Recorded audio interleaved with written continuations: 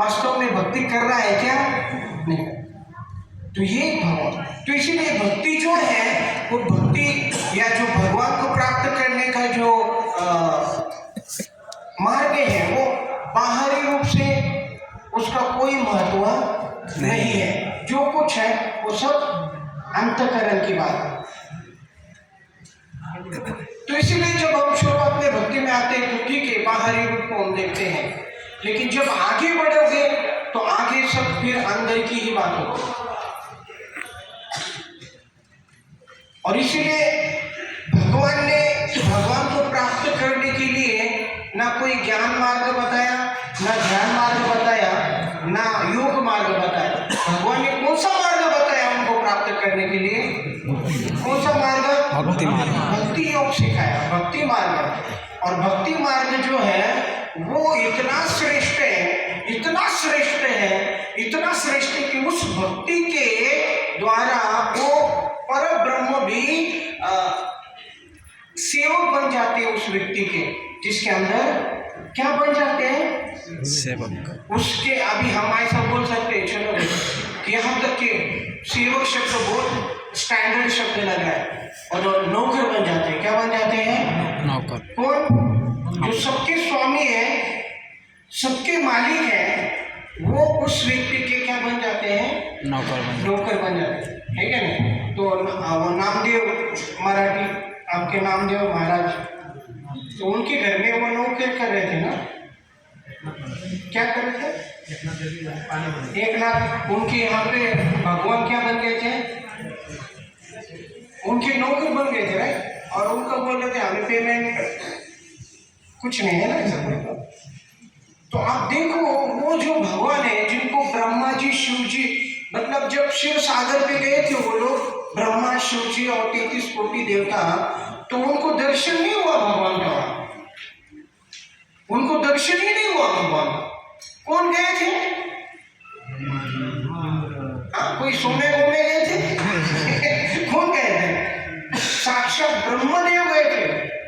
अभी हम लोग को लगता है ब्रह्मदेव मतलब क्या है? ब्रह्मदेव मतलब क्या? ब्रह्मदेव मतलब ब्रह्मांड के स्वामी है वो, पूरा ब्रह्मांड है क्या नहीं?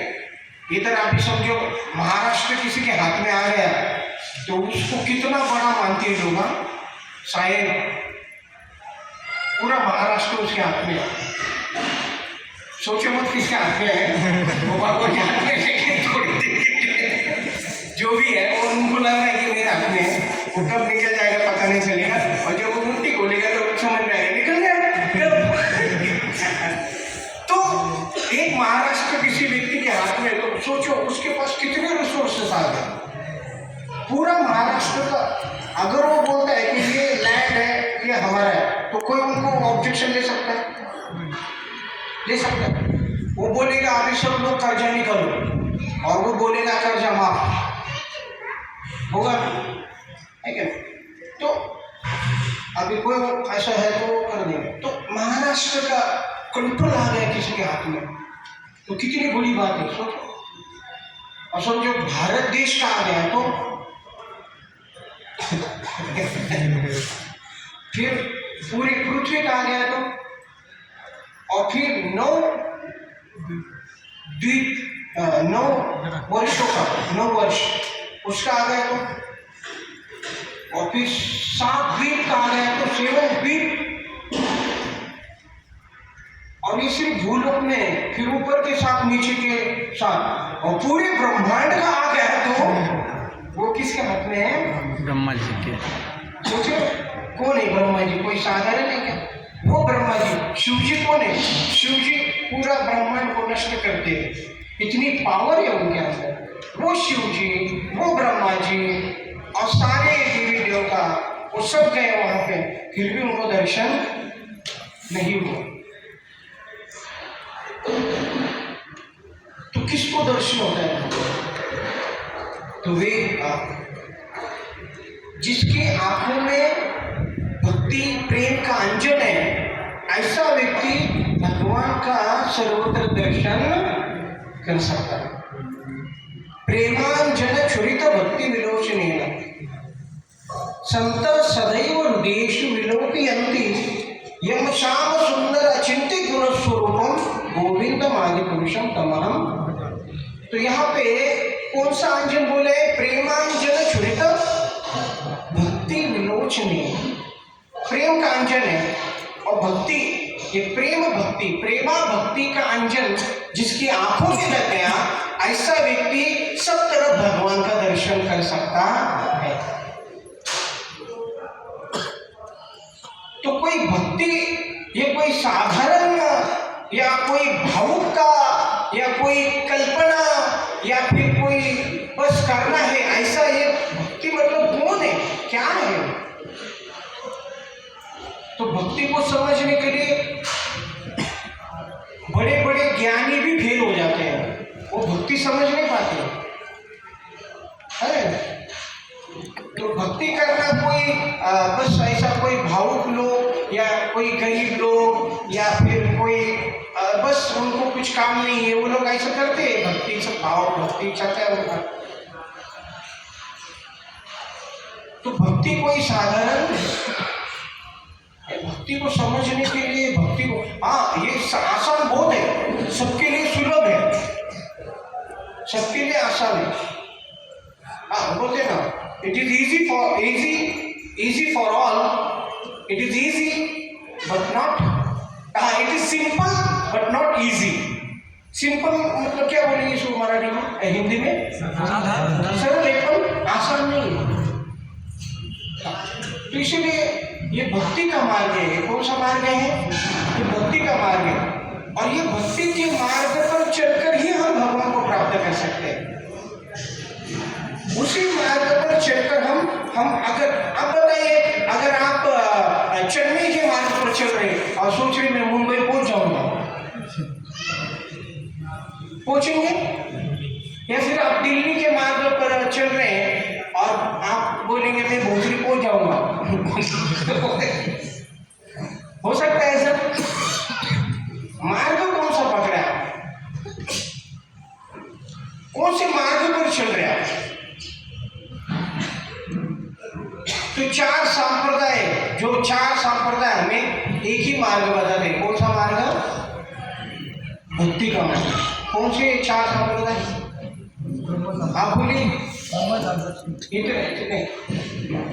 आप बोलिए, किसी को चार संप्रदाय पता है? नहीं, नॉट जो नए भक्त हैं, किसी को सुना है आपने चार संप्रदाय? चार संप्रदाय सुना है? हाथ ऊपर कीजिए। सुना है? और किसी ने? अच्छा, यहाँ पे कितने नए भक्त हैं? हाथ ऊपर कीजिए। एक साल से कितने भक्त आ रहे हैं? एक साल से? 6 महीने से? आज पहली बार? ठीक है, सब नए भक्त हैं। तो चार संप्रदाय में भक्ति का मार्ग बताया जाता है। चार संप्रदाय, रुद्र संप्रदाय, सब बोलिए मेरे लीजिए। रुद्र संप्रदाय, ब्रह्म संप्रदाय, श्री संप्रदाय, कुमार संप्रदाय। ये चार भगवान के द्वारा स्थापित और प्रामाणिक संप्रदाय है चार। कितने? और इन चार मार्ग में, चार संप्रदाय में केवल भक्ति का मार्ग सिखाया जाता है। ठीक है, तो हम जो मार्ग में आते हैं, इस्कॉन अंतरराष्ट्रीय श्री कृष्ण भावनामृत संघ जो है, वो ब्रह्म मध्व गौड़ीय संप्रदाय। बोलिए, ब्रह्म मध्व गौड़ीय संप्रदाय। तो ये चार संप्रदाय प्रामाणिक संप्रदाय है और स्वयं भगवान के द्वारा स्थापित है। और इन चार संप्रदायों से केवल एक ही मार्ग आता है। और कौन सा मार्ग आता है? जोर से बोलिए, कौन सा? भक्ति मार्ग। क्यों? क्योंकि भक्ति के मार्ग से ही हम भगवान को प्राप्त कर सकते हैं, और कोई मार्ग नहीं है। There is no other way. आप बोलोगे ज्ञान, ठीक है, ज्ञान से आप ब्रह्म में लीन हो सकते हैं। आप बोलेंगे ध्यान, ध्यान से आपको परमात्मा की प्राप्ति हो सकती है। आप बोलेंगे कर्म, कर्म से आपको स्वर्ग मिलेगा। समझ में आया आपको? ध्यान से क्या मिलेगा?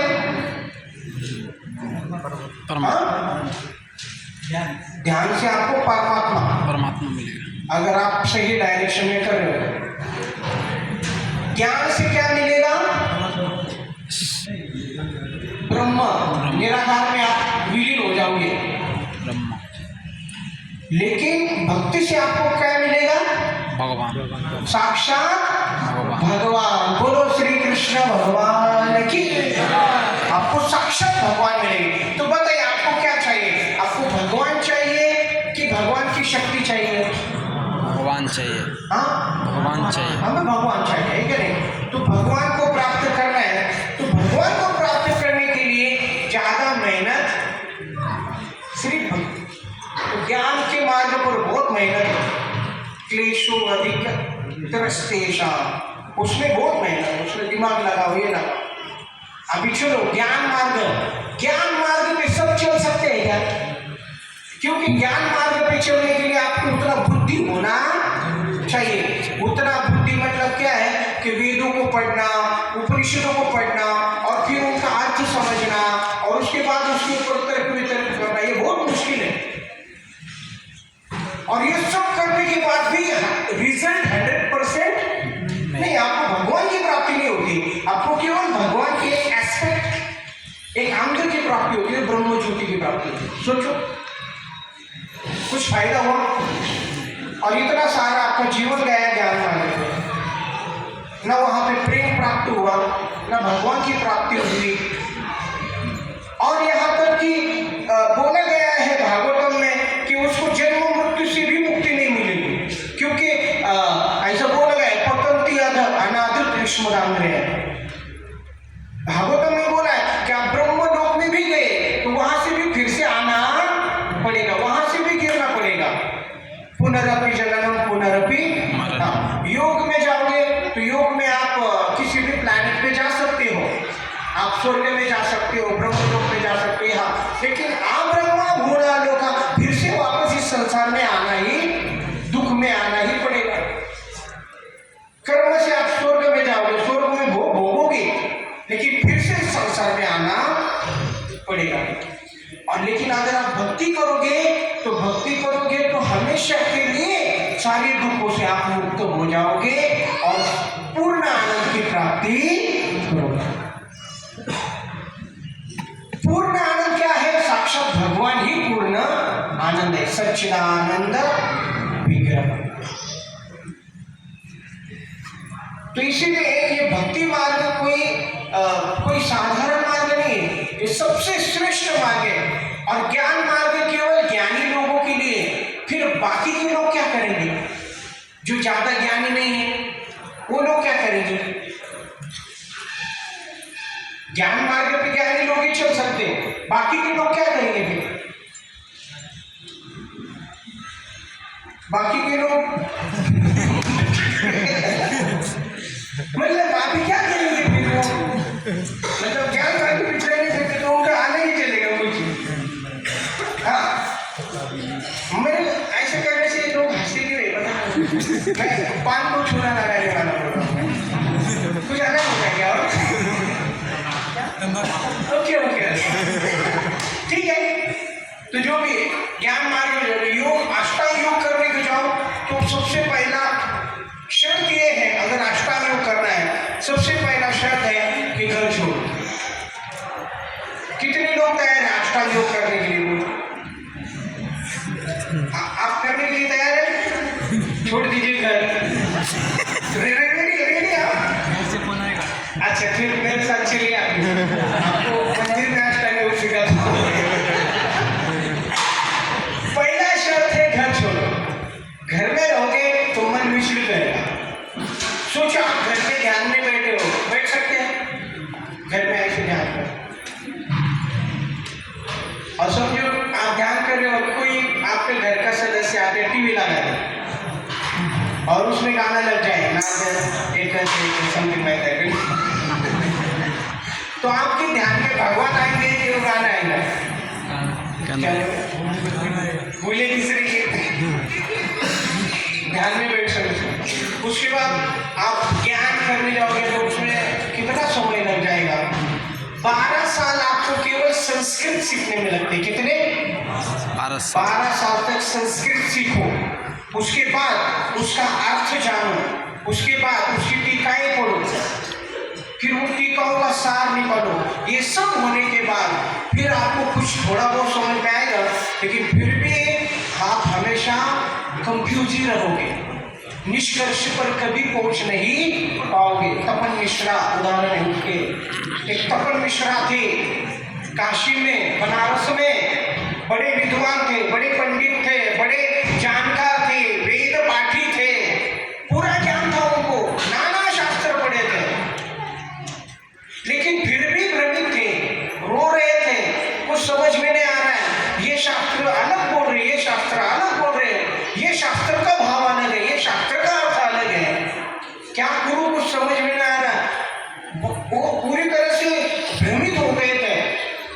अब तक उनको चैतन्य महाप्रभु की कृपा हुई। चैतन्य महाप्रभु अपनी यात्रा में वहां गए और उस गंगा में स्नान करते हुए तपन मिश्राओं के पास आए और चैतन्य महाप्रभु ने बोला ये सब छोड़ो और आप केवल क्या करो, भगवान का नाम जपो। हरे कृष्णा कृष्णा कृष्णा कृष्णा हरे हरे, हरे राम राम राम हरे हरे। कब की घटना है? कब की घटना है? 500 साल, 500 वर्ष हो गए। कितने? मतलब काशी जो था, बनारस जो था, वो विद्या का, हमारे मराठी भाषा में माहेर कहेंगे या फिर हिंदी में कहेंगे, विद्या का विद्या का केंद्र था। सारे विश्व के विद्वान वहां पे आके अपनी डिग्री या अपनी पदवी या पद प्राप्त करते। वहां पे उत्तपन मिश्रा ज्ञान मार्ग सबके लिए नहीं, बहुत कठिन है। तो एक साधारण सरल मार्ग है भगवान की भक्ति। लेकिन सोचो, अगर हम भगवान की भक्ति करेंगे तो भक्ति से ऐसा नहीं कि फिर ज्ञान नहीं आता है। भक्ति करेंगे तो ज्ञान अपने आप, और उसका प्रमाण है श्रीमद् भागवतम में। केवल भक्ति करने से आपको सब कुछ प्राप्त हो जाएगा। तो बोलिए मेरे पीछे कि वासुदेवे भगवती वासुदेवे भगवते भक्ति योगा प्रयोजिता भक्ति योगा प्रयोजिता जनेते आशु वैराग्यम जनेते आशु वैराग्यम ज्ञानम च यत् अहेतुकम ज्ञानम च यत् हेतुकम। तो सुत गोस्वामी कहते हैं वासुदेवे भगवती, तो कहते हैं कि वासुदेव की अगर हम भक्ति करते हैं, वासुदेवे भगवती, ये भक्ति योग प्रयोजित, ये सबसे श्रेष्ठ योग है। कौन सा योग? भक्ति योग सबसे श्रेष्ठ योग है। और इस भक्ति योग को कोई पालन करेगा तो उसको ज्ञान और वैराग्य पुत्र के रूप में प्राप्त हो जाएगा। इसका अर्थ ये है कि भक्ति देवी है, वो माता है, और उसके पुत्र दोन है, वो है ज्ञान और वैराग्य। तो केवल भक्ति करने से ज्ञान और वैराग्य अपने आप प्राप्त हो जाता है, लेकिन ऐसा नहीं कि ज्ञान होने से या वैराग्य होने से भक्ति प्राप्त हो सकती। जब भक्ति होगी तो ज्ञान और वैराग्य अपने आप प्राप्त हो सकता। समझ में आ रहा है? तो भक्ति इतनी महान है, भक्ति इतनी श्रेष्ठ है, भक्ति इतनी सरल है, और शक्ति इतनी है भक्ति की, ज्ञान और वैराग्य हमें प्राप्त होता है। तो अब बताइए, जीवन को हमें सरल बनाना है या और मुश्किल बनाना है? सरल बनाना है। जीवन को हमें सरल ही बनाना है, और भक्ति मार्ग जो है वो हमारे जीवन को सरल बनाती है। और आजकल का जो संसार है वो सरल है या बहुत ही जटिल है? जटिल है। हाँ? जटिल है। जटिल है और कठिन है। कठिन है कि सरल है? कठिन है। जटिल भी है, कठिन भी है, और सरल नहीं है। लेकिन भक्ति मार्ग ऐसा है जो कठिन, जो जटिल नहीं है, कैसा है? बहुत सरल है। तो कितने भक्त यहाँ पे उपस्थित है वो भक्ति मार्ग पर चलना चाहते हैं? हाथ ऊपर। सबको भक्ति मार्ग पर चलना है बस। तो भक्ति करने से आपको योग की प्राप्ति भी हो जाती है, ज्ञान की प्राप्ति भी हो जाती है, ध्यान की प्राप्ति भी हो जाती है। जो चाहिए उसकी प्राप्ति आपको भक्ति से हो जाती है। सबसे श्रेष्ठ प्राप्ति भक्ति की क्या है? What is the ultimate result of bhakti? That is Krishna prema. बोलिए क्या? कृष्णा प्रेम। तो इसीलिए आज हम देखेंगे कि हमारे जीवन का गोल क्या है। What is the goal of life? तो बताइए हमारे जीवन का उद्देश्य क्या है? हमारे जीवन का उद्देश्य है हेल्थ। क्या? नरक। हेल्थ मतलब क्या समझते हो? हेल्थ नरक। हेल्थ मतलब क्या? नरक। बोलिए जोर से क्या? नरक। इंग्लिश शब्द है हेल्थ, नरक। उसका अर्थ होता है नरक। तो हमारे जीवन का उद्देश्य क्या है? हेल्थ। आप बोलेंगे भाई भक्ति का इतना अभी वर्णन किया और अंत में बोल रहे हेल में जाना। हेल में क्यों? हम बोलते ना हेल में क्यों? हेल में जाओ। एक बार एक पति दोपहर को घर में आया काम से, अचानक घर में आया। तो उसकी पत्नी ने पूछा दोपहर को अचानक कैसे आ गए घर में? तो बोले बॉस के साथ मेरा थोड़ा झगड़ा हुआ है। तो बोले फिर? बॉस बोला हेल में जाओ। कुछ लोगों को कल समझेगा। तो यहाँ पे हेल्थ का अर्थ क्या होता है? हेल्थ की स्पेलिंग क्या है? HELL। समझ आ रहा है? HELL। तो ये है एक्रोनिम हेल्थ का। एक्रोनिम लेंगे। H का अर्थ होता है हैप्पीनेस। क्या? हैप्पीनेस। तो हम सब जीवन में क्या चाहते हैं? हैप्पीनेस। आनंद चाहते हैं। क्या चाहते हैं? आनंद चाहते हैं। हर कोई चींटी से लेकर ब्रह्मा तक हर एक व्यक्ति अपने जीवन को जी रहा है, संघर्ष कर रहा है। वो केवल एक चीज के लिए, किसके लिए? हैप्पीनेस के लिए। जो भी चीज आप खरीदते हो वो खरीदने का उद्देश्य क्या होता है? हैप्पीनेस। हैप्पीनेस है ना। आप खाते हो, वो खाने के बाद भी आपको क्या ऐसा लगता है कि आज मजा आ गया। क्या आ गया? मजा आ गया। मतलब जो भी चीज आप कर रहे हो तो उसके पीछे उद्देश्य क्या है? आनंद। क्या है? आनंद। आनंद ही है। तो इस संसार में ऐसा कोई व्यक्ति नहीं है कि उसको पूछो कि तुम ये क्यों कर रहे हो, तो वो ऐसा नहीं बोल सकता मैं ये दुख प्राप्त करने के लिए कर रहा हूँ। कोई बोलेगा ऐसा? नहीं। हर एक व्यक्ति के मन में अभिलाषा है। किसकी? आनंद की। आनंद की खोज में सब है। कोई नहीं ऐसा कि जो छोटे बच्चे से लेकर बूढ़े व्यक्ति तक हर एक व्यक्ति आनंद की ही खोज। सबको आनंद चाहिए। और क्यों आनंद खोज रहे हम लोग? हाँ, क्यों आनंद खोज रहे हम लोग? यहाँ पे कितने भक्त वास्तविक आनंद खोज रहे हैं? आपको ऊपर भी समझ में आया मेरे क्वेश्चन? सब आनंद खोज रहे हैं। क्यों खोज रहे हैं? Why we want happiness? हम क्यों आनंद खोज रहे हैं?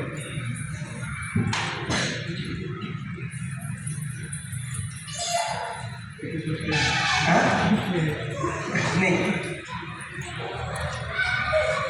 Are you with me? Yes. क्यों आनंद खोज रहे हैं हम सब?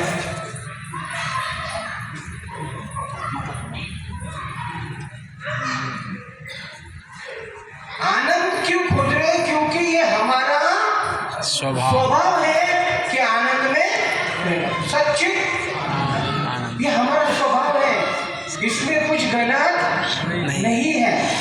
It is our constitutional eternal position. Seeking happiness, it is not wrong, it is absolute, परम सत्य। आनंद की खोज करना या आनंद को प्राप्त करना ये कोई गलत बात नहीं है। ये हमारा स्वभाव है। लेकिन गलत क्या है कि हम गलत जगह पे ढूंढ रहे हैं और गलत इच्छा से ढूंढ रहे हैं। Intention and place is wrong. हमारा इच्छा, मन में इच्छा और जो प्लेस है, जो जगह है, वो दोनों गलत है। बाकी आनंद खोजना ये गलत नहीं है। लेकिन वस्तु वो प्लेस को क्या कहते हैं? स्थान, जगह और हमारा इच्छा, ये दो गलत है। तो इसीलिए आनंद खोज करना ये सबका राइट है, सबका अधिकार है, लेकिन कहाँ पे खोजना उसका ज्ञान उसको नहीं है। और इसीलिए श्रीमद् भागवतम के 5वें स्कंद में ऋषभदेव अपने पुत्रों को उपदेश देते हुए कहते हैं, क्या कहते हैं बोले सब मेरी दिशा, नायम देहो देह भाजा, नायं देहो देहभाजा, निर्लोके कष्टान कामान, निर्लोके कष्टां काम, अर्हति विर्भुजामे, हरहते विर्भुजामे, तपो तपो दिव्यम दिव्यं पुत्रकायेन पुत्रकायेन सत्वं सत्वं शुद्धेश यस्मात् ब्रह्मा सौख्यं तम अनंतम। ऋषभदेव ये पूरे पृथ्वी के नहीं, पूरे 7 द्वीपों के सम्राट थे, उनको 100 पुत्र थे। और ऋषभदेव साक्षात कौन थे? साक्षात वासुदेव ही थे। बोलो ऋषभदेव भगवान की, साक्षात भगवान ही थे और उनको 100 पुत्र थे। और उनमें से सबसे ज्येष्ठ थे भरत महाराज, जिनके नाम के ऊपर हमारे इस वर्ष को नाम पड़ा भारत वर्ष। वो ऋषभदेव अपने पुत्रों को, आप लिंक तोड़ना मत, ध्यान में है ना आपको किस में चर्चा कर रहे हैं, आप किस में चर्चा कर रहे हैं? एच, समझ आ रहा है? एच हैप्पीनेस का, उस संदर्भ में मैं आपको ये कथा बताऊं, समझ रहे? हाँ, तो वो कहते 100 पुत्र थे उनके, कितने? 100 पुत्र थे। और 100 पुत्रों को, जवान पुत्रों को लेके गए पिकनिक के लिए। और पिकनिक के लिए लौटाना, वो ऊटी लो ऐसा उधर नहीं लेके गए, सिंगापुर, हाँ क्या कहते हैं उसको,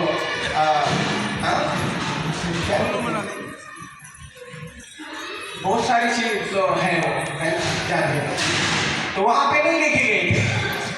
और कहाँ लेके गए? तीर्थ स्थानों में। कहाँ लेके गए? तीर्थ स्थानों में। क्योंकि वो जो पुत्र है वो आगे जाके पूरे विश्व का भविष्य होने वाला है, तो इसीलिए उनको स्टेबल होना बहुत जरूरी है, उनका चरित्र पवित्र होना बहुत जरूरी है, महत्वपूर्ण है। इसलिए उनको तीर्थ स्थानों में लेके गए। आजकल के लोग अपने पुत्रों को कहाँ लेके जाते हैं पिकनिक के लिए? गोवा? रियली? मतलब माँ बाप अपने पुत्रों को गोवा लेके जाते हैं? एक तो पुत्र ही जाएंगे या दूसरे माँ बाप भी जाएंगे, वो कैसे गोवा में नहीं कि माँ बाप बैठे हैं पुत्र भी बैठे हैं, अब कॉम्बिनेशन बना क्या? और कहाँ लेके जाते हैं आपने? आपको सोचो पिकनिक के लिए लेके जाना है तो कहाँ लेके जाएंगे? पहाड़ में। हाँ? पहाड़ पे लेके जाएंगे, कूदने के लिए वहां से वही कहाँ लेके जाएंगे? कभी कभी कोई माँ बाप ऐसा सोचते हैं क्या, चलो हम हमारे पुत्रों को किसी तीर्थ स्थान में गंगा स्नान कराने लाते हैं? ऐसा कभी आता है मन में? नहीं। मतलब भक्तों के आएगा, लेकिन जो अभक्त हैं, जो बस इस संसार की जो रौनक है, इस संसार की जो ग्लैमर है उसके प्रति ही आकर्षित है, ऐसे लोगों के मन में ऐसा विचार कभी नहीं आएगा कि चलो मेरे पुत्रों को गंगा स्नान करा के लाता हूँ। वो बोलेगा मेरे पुत्रों को मैं समुद्र स्नान करा के लाता हूँ। थोड़ी कहाँ लेके जाएगा वो? समुद्र में लेके जाएगा कि गंगा में लेके जाएगा? वो जाएंगे समुद्र में, एकदम beautiful bluish white sand, and उसके ऊपर गाड़ी चलाएंगे और फिर क्या क्या करेंगे।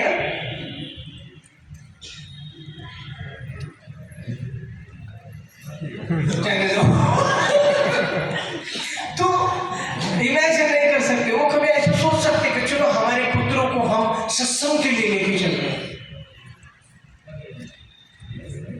Will they think like that? No. Let us take our children for satsang. उनके मन में आएगा वो बच्चों को चलो होटल में लेके जाते, होटल में लेके जाएंगे, हाँ लेके जाएंगे, लेके जाएंगे, हाँ जाएंगे जाएंगे, सब हाथों पर करो, हाँ जाएंगे जाएंगे, हाँ, लेके जाएंगे, अब नहीं जाएंगे, होटल में लेके जाएंगे, पिक्चर देखने के लिए हाँ लेके जाएंगे, हाँ ये पक्का जाते। नहीं ऐसे। तो इसलिए शास्त्र हमें बताते हैं, ऋषभदेव उन्होंने अपने पुत्रों को कहाँ लेके गए, और तीर्थों में लेके जाने का, तीर्थ में जाने का जो महत्व होता है, तीर्थ में जाने के बाद वहाँ के जो हर एक कण है उस कण में आध्यात्म शक्ति भरी होती है। क्या होती है? वहाँ पे साक्षात भगवान ने विहार किया है, वहाँ पे निरंतर भक्तों का नाम संकीर्तन चल रहा है, हरे कृष्णा कृष्णा कृष्णा हरे हरे, हरे राम राम राम वहाँ पे भक्त नाचे हैं, वो हरे वहाँ की धूली कण में वहाँ पे भोग नहीं, वहाँ पे केवल भक्ति ही भक्ति। अब बताइए तीर्थ में जाने के बाद किसी के मन में भोग की इच्छा आ सकती है? बताइए आ सकती है? नहीं। लेकिन वो समुद्र में जाएगा, बीच में जाएगा, उसका मन दूषित होगा क्या? नहीं। मन दूषित होगा तो उसका गलत जगह पे जाएगा तो वो उसके मन में प्रदूषण दूषण आएगा ही, वो दुष्ट हो जाएगा वो है कि नहीं? तो तीर्थों में जाने का अर्थ क्या है कि अपने आप को सशक्त बनाना। क्या बनाना? हाँ, जैसे कोई व्यक्ति उसको एलर्जी है और वो अगर किसी उस वातावरण में जाता है जहाँ जिस वातावरण में जाने से उसकी एलर्जी और बढ़ जाती है, वातावरण के फिर हो ही जाएगा उसको। तो वैसे ही जब हम आध्यात्मिक तीर्थों में जाते हैं तो तीर्थ में जाने के बाद हमारी आध्यात्मिक शक्ति क्या हो जाती है? ऊर्जा क्या हो जाती है? हमारा तेज, हमारी ऊर्जा, हमारी शक्ति बढ़ जाती है। इसलिए तीर्थों में और बच्चों को जब हम लेके जाते हैं तो बच्चों की भी आध्यात्मिक शक्ति क्या हो जाती है? बढ़ जाती है। बढ़े। उनको समझ में नहीं आ रहा, बच्चों को समझ में नहीं आएगा, लेकिन उनकी शक्ति बढ़ रही है। और जब आप सत्संग में लाते हो तो सत्संग में भी बच्चों की शक्ति बढ़े। अब ये बच्चे खेल रहे हैं, भले उनका ध्यान नहीं है लेकिन उनको फायदा हो रहा है कि नहीं? वो कुछ नहीं सुन रहे, लेकिन फिर भी ये भगवान की जो वाणी है वो उनके कानों में पड़ी रहे, उसका फायदा उनको हो गया। तो ये को तीर्थों में लेके गए। और तीर्थों में क्यों लेके गए? क्योंकि तीर्थों में जाने के बाद तीर्थ जो होते हैं वो शुद्ध सत्वगुण में होते हैं। तीर्थों में रजस और तमस का प्रभाव क्या नहीं होता? रजोगुण का और तमोगुण का प्रभाव नहीं होता। और रजोगुण में और तमोगुण में व्यक्ति शांत नहीं बैठ सकता, ये प्रॉब्लम है। अभी थोड़ा ध्यान से सुनो, अभी हम लोग यहाँ पे बैठे शांति से बैठे क्या नहीं? किसी के मन में कोई चंचलता है? चंचलता है? सिर्फ एक व्यक्ति बोल रहा है, हाँ एक पागल व्यक्ति बोल रहा है, सॉरी ठीक है सॉरी, एक व्यक्ति बोल रहा है, आप सब बैठ के अभी आप आपके कंपनी में जाके ऐसे शांति से बैठ सकते हैं? नहीं। घर पे ऐसा बैठ सकते हैं? यहाँ पे आप बैठे और आपको आपका अहंकार तकलीफ दे रहा है, अहंकार तकलीफ दे रहा है, ये क्यों बोल रहा है? इसको क्यों बिठाया वहां? हमें बेटा हमारा भी देखो जलवा, अरे हम भी बड़े जलवा है हमारे अंदर, एक बार चांस मिलने दो फिर इनको हमारा जलवा। मतलब हम लोग मतलब ऐसे नहीं कि हम यहाँ पे बैठने का, हम बस भगवान की सेवा है इसलिए यहाँ पे। अभी मैं यहाँ आराम कर थोड़ी बैठूंगा, नहीं भाई मैं इधर ही बैठूंगा। आप लोग अभी हो गए ना, ठीक है हो गए तो हो गया भाई, फिर क्या बोले अभी उठिए कि नहीं? रुक जाए अभी उठिए ना, नहीं बहुत दिनों के बाद मिला है ऐसा थोड़ी छोड़ूंगा। तो फिर आप लोग क्या करेंगे? परीक्षा होगी चले जाएंगे, ठीक है सुबह वो गौशाला वाले आएंगे मुझे उठाएंगे, ऐसा नहीं। अब देखो यहाँ पे बैठे क्यों? दूषित नहीं। तो जब हम धाम में जाते हैं, सत्संग में आते हैं या मंदिर में जाते हैं, तो हमारे ऊपर जो रजोगुण और तमोगुण का प्रभाव कम हो जाता है, सुतोगुण में हम आ जाते हैं और सुतोगुण में व्यक्ति शांति से, और धाम में जाने से तो वो तो शुद्ध सत्व में आता है, और शुद्ध सत्व में जाने के बाद उसकी मन की चंचलता पूरी तरह से शांत हो जाती, और फिर वहां जाकर फिर वो सुनने के लिए तैयार हो, वहां पे सुन, समझ रहे। और इसीलिए ऋषियों ने उनको वहां पे लेके, और वहां पे जाने के बाद वो आध्यात्मिक चर्चा उनके साथ करते हैं। तो उन्होंने बहुत सुंदर उपदेश दिए, बहुत सुंदर उपदेश दिए। तो उसमें पहला उपदेश ये दिया है, ये श्लोक बोलते हैं, बोले नायम देहो देह भाजाम लोके, नायम देहो देह भाजाम लोके, कष्टान कामान अर्हते विडभुजामे, कष्टान कामान अर्हते विडभुजामे, तपो दिव्यम पुत्रकायेन सत्वम, शुद्धि से अस्मात् सिद्धे से ब्रह्म सौख्यम त्वदन्तम। कि बोलते हैं मेरे पुत्रों, मैं आज भी आपको उपदेश देने वाला हूँ। कितने सुंदर उपदेश है ऋषभदेव महाराज के, कितने भक्त ने पढ़ा है ऋषभदेव का चरित्र या सुना है।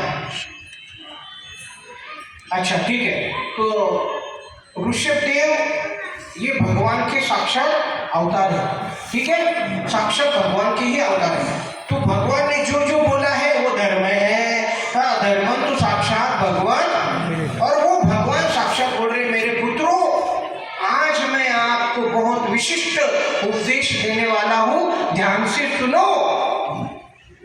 गीता में भी भगवान ने बोला है तत् सुनो अर्जुन, ध्यान से सुनो, मुझमें मन को आसक्त करने का विधि बता रहा हूं। मैया सक्त मना पार्थ, हे पार्थ तत् सुनो, ध्यान से सुनो। यहाँ पे ये महत्वपूर्ण है कि ध्यान से जो सुनता है ना, उसके हृदय में भगवान की भक्ति प्रकट है, वो साक्षात्कार करता है भगवान का, क्योंकि सत्यो रुद्वा रुद्धते कृतिभिः शुश्रूषु भी तत्क्षणात्। जो श्रद्धा से, ध्यान से, भक्ति से सुनता है, उसके हृदय में तत्क्षण में भगवान की अनुभूति हो ही जाती है। बोलो श्री कृष्ण भगवान की जय। और जो सोच रहा है कि बहुत टाइम हो रहा है, कब खत्म होगा, कैसे होगा, कब जाएंगे, कब खाएंगे, उसका दिमाग कहीं और घूम रहा है। उसको अनुभव, और अनुभव ही चाहिए। हमें क्या चाहिए? We want experience. हमें नॉलेज नहीं चाहिए, हमें क्या चाहिए? अनुभव। क्या चाहिए? अनुभव। एक्सपीरियंस चाहिए। क्या चाहिए? एक्सपीरियंस। नॉलेज बोलो, लेकिन क्या चाहिए? एक्सपीरियंस। मतलब पैकेट बहुत अच्छा है, एकदम बढ़िया पैकेट है, बढ़िया है, अंदर जाओ उसको खोलो, कुछ नहीं अंदर। मॉल से बहुत अच्छा पैकेट खरीद के लाया, बहुत ऐसा खुला हुआ था और एकदम चकाचक दिख रहा, और खोला तो उसके अंदर हवा ही थी, कुछ नहीं था। तो आपका तोता हो गया ना, मराठी में क्या बोलते हो, हो गया ना, तो क्यों लिखा है ऐसा है? तो इसलिए नॉलेज ठीक है, बड़ी बड़ी बातें करना ठीक है, लेकिन महत्वपूर्ण क्या है? एक्सपीरियंस। क्या? एक्सपीरियंस। बोले क्या? एक्सपीरियंस। तो यहाँ पे ऋषभदेव कहते हैं कि ध्यान से सुनो, और तत्शुनो मतलब अगर ध्यान से कोई सुनता है, भक्ति भाव से सुनता है, अपने अहंकार को साइड में रखकर सुनता है, तो हृदय में परमात्मा उसको अनुभव देगी। और हम सब लोग यहाँ पे अनुभव के आधार पर आए हैं, ना कि ज्ञान के आधार पर आए। ठीक है, ज्ञान है, ज्ञान कब तक लेके जाएगा आपको? यहाँ यहाँ ज्ञान है, यहाँ अनुभव। कहाँ चाहिए? यहाँ चाहिए कि यहाँ? कहाँ चाहिए? यहाँ चाहिए। हृदय में। कहाँ? दिव्य ज्ञान हृदय में अनुभव होना चाहिए। कहाँ? हृदय में। एक बार हृदय में अनुभव हो गया ना, आप कभी भक्ति को छोड़कर कभी नहीं जाएंगे। हरे कृष्ण।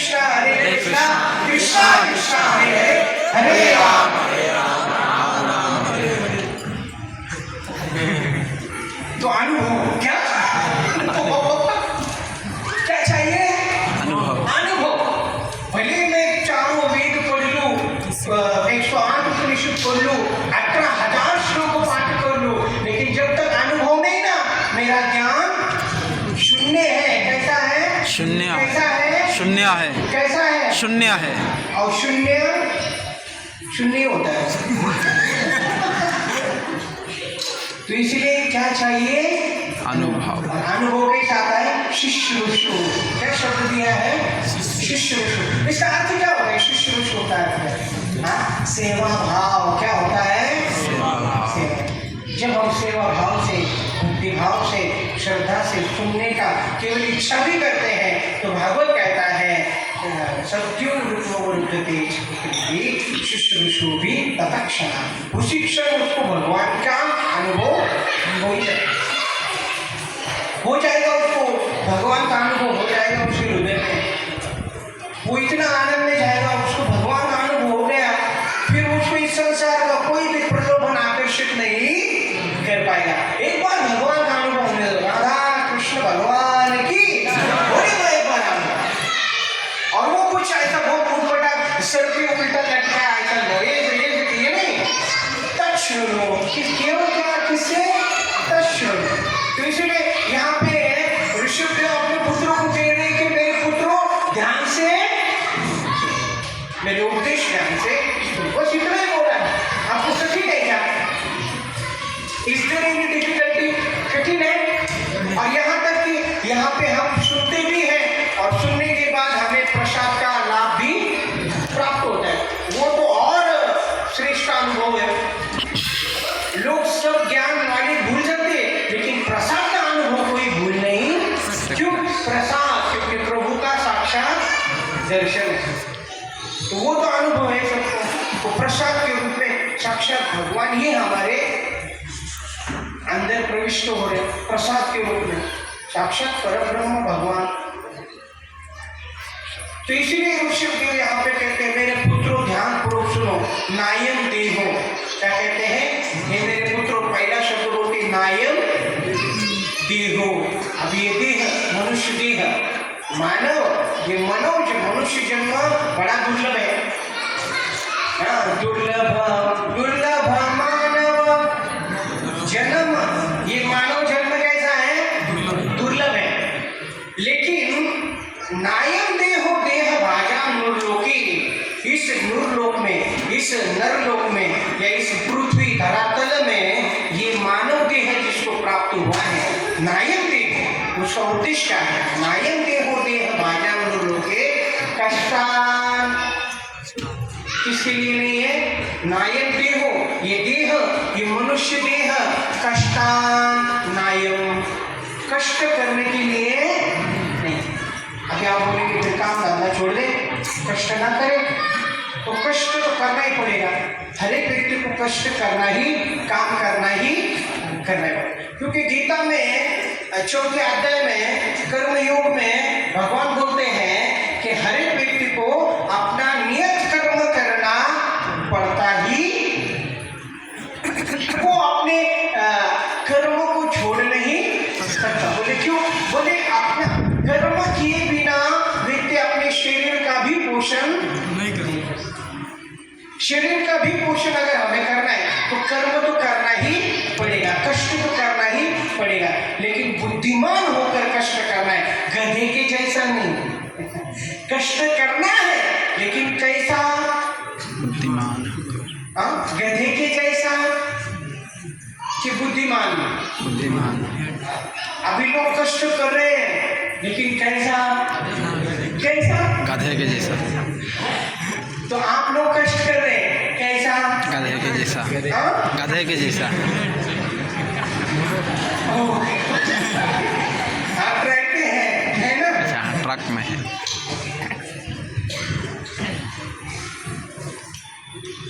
तो कष्ट करना है लेकिन कैसा?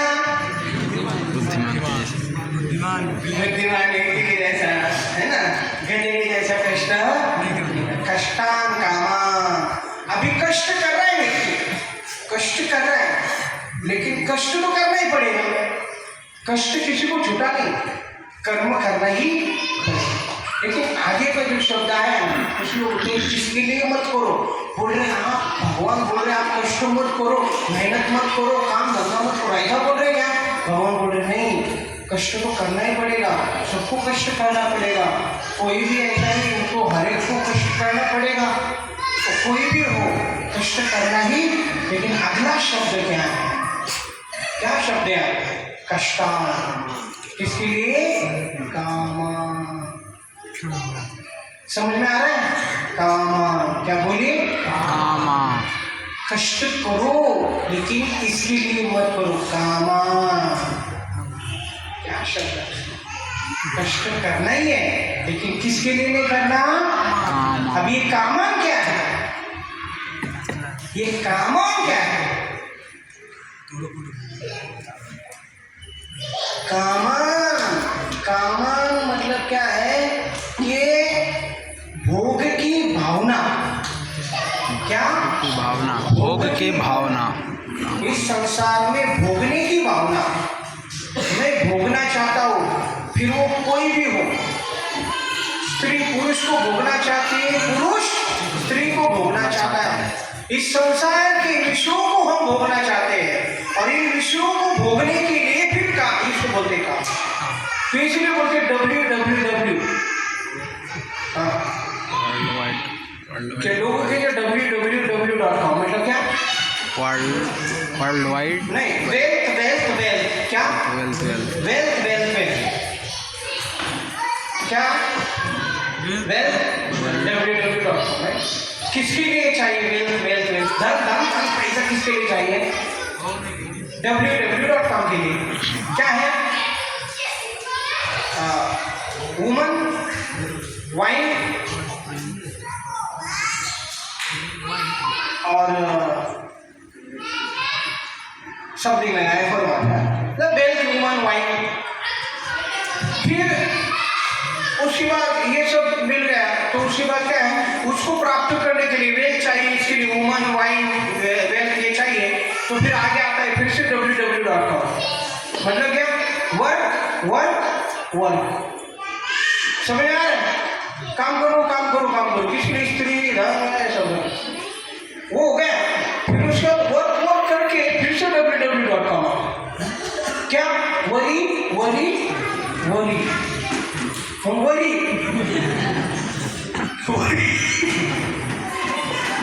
समझ आ रहा है? तो गधे के जैसा नहीं काम करना है, काम तो करना है गधे के जैसा नहीं। और कामान किसके लिए नहीं करना है? कामान। ये चीज नहीं बनी। इसलिए भगवान बोलते हैं कामस्ते रत ज्ञानः प्रवर्तन्ते अन्यदेवतः तंतम नियमस्ताय प्रकृत्यानि यदा। तो ये जो कामान लोग हैं, काम मतलब क्या? कि अपनी भोग इच्छा है। क्या? भोग इच्छा है। कि पहले भोग इच्छा क्या है? धन चाहिए। फिर क्या चाहिए? फिर एंजॉयमेंट के अलग अलग साधन है संसार में। हाँ, बहुत सारे साधन है, वो भोग करने की इच्छा। अभी तो उन लोगों के पास ज्ञान है लेकिन उनका ज्ञान इन कामनाओं ने हरण कर लिया है, इसलिए वो गधे के जैसे कष्ट कर। तो कष्ट तो करना ही पड़ेगा, कष्ट किसी को छुपा नहीं है, लेकिन किसके लिए करो वो तो सुनो। और इसीलिए यहाँ पे बोल रहे हैं कि नायम देह भाजान लोके कष्टान कामा। अपने कामनाओं की पूर्ति के लिए कष्ट मत करो, अपने भोगों के लिए। क्या मिलेगा? सोचो, इस संसार में लोग कर रहे हैं ना सिर्फ दो चीजों के लिए। अभी बोलूं, प्रहलाद महाराज कर रहे हैं, एक तो अपना जीवा के लिए और एक जनन इंद्रिय के लिए। सिर्फ ये दो चीजों की तृप्ति के लिए मनुष्य गधे के जैसे काम कर रहा है। सिर्फ अरे ये जीवा और जनन इंद्रिय, पूरा लाइफ उसका चला जाता है गधे के जैसे काम करते करते। किसके लिए? केवल जिह्वा और अपने जनन इंद्रिय की तृप्ति के लिए, और गधे के जैसे काम करते। इसीलिए मेरे पुत्रों, इसके लिए कष्ट मत करो। कष्ट करो लेकिन विषय बदलो, ऑब्जेक्ट चेंज करो। समझ में आ रहा है श्लोक? समझ में आ रहा है? नायम बे होते हमारे, ये कोई साधारण उद्देश्य है?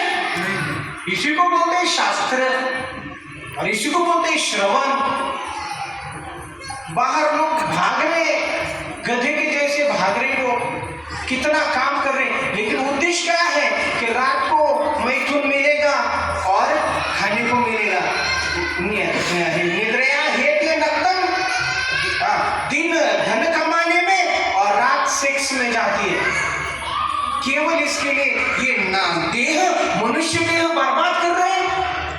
और फिर वो बोल रहे अरे वो तो विष्ठा खाने वाले सुअर और कुत्ते को भी उपलब्ध है और वो भी freely. They don't work hard for this happiness. समझ में आ रहा है आपको? अरे आपको समझ में आ रहा है? गधे के जैसे काम मत करो। वो कुत्ते को भी मिल जाता है रास्ते पे, कोई भी कुत्तियां मिल जाती है, कुत्ते झगड़े करते हैं एक दूसरे के, मारा मारी हो जाए कुत्ते का। वो विष्ठा खाने वाला सुअर, उसको माँ बहन कुछ समझ में नहीं आता है, वो उसको मार देता है। वो कोई व्यक्ति है उसके 32 टुकड़े कर दे, कितने 35 टुकड़े कर दे, किसके? कोई लड़की। हमारी श्रद्धा कहाँ गई? हमारी श्रद्धा ये सब क्या है? कामान है। क्या है? हाँ, वो लड़की की गलती थी कि लड़के का गलती थी? लड़की का। हाँ, लड़की की गलती थी। किसकी गलती थी? लड़की का। लड़की की। अपने माँ बाप को छोड़कर एक शैतान के घर चले गए। वो कामान, उसको क्या कहते हैं? कामान। कामान के लिए चले गए। ठीक है ना? आप समझ रहे हो? तो इसलिए सत्संग कोई साधारण स्थान नहीं है। यहाँ पे जीवन का परिवर्तन हो जाता है, अंतःकरण का, अंदर का मॉडल प्रोसेसर। समझ में आ रहा? यहाँ पे प्रोसेसर ऐसा बनाया जाएगा ना कि वो भगवान भी लालच हो जाएंगे ये प्रोडक्ट खरीद करने के लिए। क्या यहाँ पे ऐसा प्रोसेसर फिट किया जाएगा ना, वो मॉडल खरीदी करने के लिए कौन आएंगे? बोलिए ये चाहिए, ये बढ़िया। कामान क्या? बोलिए सब मेरे पीछे। आपूर्यमानम अचलम प्रतिष्ठम समुद्रमापम प्रविशन्ति यद्वत् तद्वत् कामान। Okay, it is very big shloka. First I will sing, then okay. तो आपूर्यमानम अचलम प्रतिष्ठम समुद्रमापः प्रविशन्ति यद्वत् तद्वत् कामान यं प्रविशन्ति सर्वेह स शान्तिमाप्नोति। न काम, क्या बोल रहा है? न शांतिम आपनोति, न शांतिम आपनोति काम काम। बोलिए सब। आपूर्यमानम अचलम प्रतिष्ठम समुद्रमापम प्रविशन्ति यद्वत् तद्वत् कामान प्रविशन्ति सर्वे स शान्तिमाप्नोति न काम कामी। उस कामी को, उस कामना से युक्त व्यक्ति को जीवन भर कष्ट करने के बाद भी शांति प्राप्त न तृप्ति मिलेगी न शांति मिलेगी। वो खुद भी जलेगा और दूसरों को भी जलाएगा। न खुद शांति न दूसरों को भी शांति। ये कामान व्यक्ति सबसे खतरनाक है। कौन? तो इसीलिए बाहर क्या है वो मतलब उसके अंदर कामना क्या है वो खतरनाक। बाहर से युक्ति ठीक है लेकिन उसके अंदर क्या प्लान चल रहा है? कामान है ये कामना, और कामना ही हमें इस संसार में बांध के रखती है। क्या कामना है? तो कामना को बदलो। किसको बदलो? क्या सोच रहे हम? क्या कामना है हमारे मन में? तो आपूर्यमानम अचलम प्रतिष्ठम समुद्रमापः प्रविशन्ति यद्वत् तद्वत् कामान। हमारे हृदय में कामनाएं मतलब इच्छाएं, भोग की इच्छाएं हैं, उस नदी के जैसा निरंतर प्रविष्ट होती रहती है। और हमारा हृदय समुद्र की समान है। कैसे समान? समुद्र के और निरंतर प्रविष्ट होते कामना। अभी देखो कामना मतलब क्या? एक मोबाइल लिया नहीं तुरंत कामना बढ़ जाती है दूसरा मोबाइल लेने। शांत हुआ वो व्यक्ति? आईफोन लिया तो तुरंत i20 क्या 14 और वो लोग भी बहुत चार्टेड हो गए। वो ऐसे नहीं i7 i क्या ऐसे निकलते हो? क्या बोलते हो उसको? बोलिए ना i1 i2 ऐसा है। आपको भी पता नहीं है ना? आने वाला और कितना बोलने वाला थे। पहले एक कैमरा देते फिर नए होते बोले 2 कैमरा आ गए, फिर तीसरा बोले 3 कैमरा आ गए, फिर 4 आ गए, दूंगा 4-4 के 4-4 फोटो खींचेगा क्या? ये क्या है? काम। क्या है? एक चीज खरीदी नहीं तो तुरंत दूसरी चीज खरीदने की इच्छा, तो कष्ट करना पड़ेगा ना।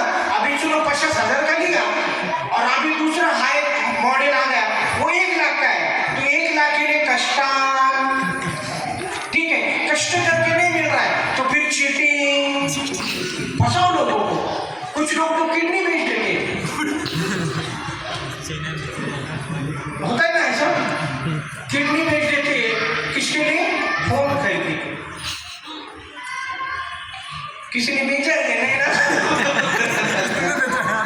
इसलिए तो वो बोलते हैं मेरे पुत्रों, जीवन कष्ट करने के लिए मिला ही है, लेकिन कामना की पूर्ति के लिए लोगों को मत फंसाओ। लोगों को देखो, हम लोगों को फंसा रहे, लेकिन हम हमारे खुद के फंसाने का प्लान बना रहे। हम देखो, अभी ध्यान से सुनो, हमको लग रहा है कि हम लोगों को फंसा रहे, लेकिन अगर कोई हम किसी को फंसाते हैं तो इसका अर्थ है कि हम बहुत जीनियस हो गए और मूर्ख हो गए। इसका अर्थ ये होगा, हाँ, हमने उसको फंसाया तो इसका अर्थ ये होगा कि हम बहुत बुद्धिमान हैं और मूर्ख हैं। ऐसा अर्थ हो, ऐसा अर्थ हो, हमने किसी को फंसाया तो हम मूर्ख हैं और वो बहुत शाना होगा। समझ आ रहा? अभी ध्यान से सुनो, अगर हमने किसी को फंसाया या हमको किसी ने फंसाया, इसका अर्थ ये नहीं कि हम फंस गए। बहुत ही सुंदर लाइन बोलते हैं महाराज, वो कहते हैं एक्चुअली जिस व्यक्ति ने हमको फंसाया है वो भी हम मूर्ख नहीं है, लेकिन this person, that person was trusted more than what he deserve. समझ में आया? समझ में आया? नहीं समझे? अगले हफ्ते बताता हूँ। मतलब क्या कि उस व्यक्ति के ऊपर हमने उतना विश्वास रखा जितने विश्वास के लिए वो काबिल, उतना विश्वास के लिए काबिल नहीं था, हमने उसके ऊपर ज़्यादा विश्वास रखा। इसका अर्थ ये नहीं कि मैं फूल बन गया तो मैं मूर्ख हूँ। इसका अर्थ ये है कि मेरी जो भावना थी, मैंने उसके ऊपर ज़्यादा विश्वास रखा, उस विश्वास के लायक वो, उसकी लायक ही नहीं थी उतना विश्वास रखने। ये मत सोचो कि हम दूसरों को फंसा के हम बहुत शाने हो रहे हैं, ऐसा नहीं। एक ना एक दिन हमको कोई, वो हम प्लानिंग कर रहे हैं, हम उसको फंसा रहे, आगे जाके हम प्लानिंग कर रहे हैं हमारे फ्यूचर का कैसे फंसना है। We are planning to get cheated. तो इसलिए यहाँ पे बोल रहे ऋषभदेव महाराज कि देखो पुत्र, ये कष्ट करो और फिर भोगों के लिए नहीं, अपनी कामनाओं की पूर्ति के लिए नहीं, किसके लिए? फिर वो आगे का लाइन आता है, फिर वो 3 चीज बोलते हैं, बोले ब्रह्मा सौख्यम, तस्मात् शुद्धेश ब्रह्म सौख्यम त्वनंतम। हाँ, तो किसके लिए? 3 चीज के लिए बोले। There are 3 things. First, to become pure, शुद्ध सत्वगुण में आने के लिए, हृदय को शुद्ध करने के लिए और उस आनंद को प्राप्त करने के लिए जिसका कभी अंत नहीं। अभी आगे हैप्पीनेस, अभी हैप्पीनेस। तो इस संसार में जो तुच्छ हैप्पीनेस है, क्षणिक क्षणभंगुर आनंद है, जो विष्ठा खाने वाले, मलमूत्र खाने वाले जानवरों को भी प्राप्त हो रहा है, जो क्षणिक क्षणभंगुर है, इस शरीर के साथ वो नष्ट हो जाएगा, उसके लिए कष्ट मत करो। ये मानव देह का उपयोग उसके लिए करो, किसके लिए? उस आनंद को प्राप्त के लिए, वो कभी अंत नहीं होता। वो आनंद है भगवान की भक्ति, भगवान का प्रेम प्राप्त। इसलिए एच फॉर हैप्पीनेस, उसके आगे का आता है ई और एल। ई एल का अर्थ होता है इटर्नल लाइफ। बोले क्या? शाश्वत जीवन के लिए उपयोग करो। और एच लास्ट का एल होता है love for Krishna. That is goal of health, that is goal of life, health. समझ में आया? H E double L, H for happiness, E L for eternal life. मतलब क्या? शाश्वत जीवन। उसका कभी अंत नहीं होता। और रियल फॉर लव मतलब प्रेम ही ऐसी वस्तु है जो हमें हमेशा के लिए आनंद में रखे। तो यही यहाँ पे उपदेश है। इसलिए भक्ति मार्ग इतना श्रेष्ठ है कि वो तीनों चीजें हमें प्राप्त कर देगी। क्या? हैप्पीनेस, इटर्नल लाइफ और लव फॉर गॉड। तो ये यहाँ से शुरू होता है टॉपिक। ठीक है, बहुत बहुत धन्यवाद। हरे कृष्णा कृष्णा कृष्णा हरे हरे, हरे राम। तो कौन से मार्ग पर चलना है? भक्ति मार्ग। कौन से? भक्ति मार्ग। जोर से भक्ति मार्ग। तो भक्ति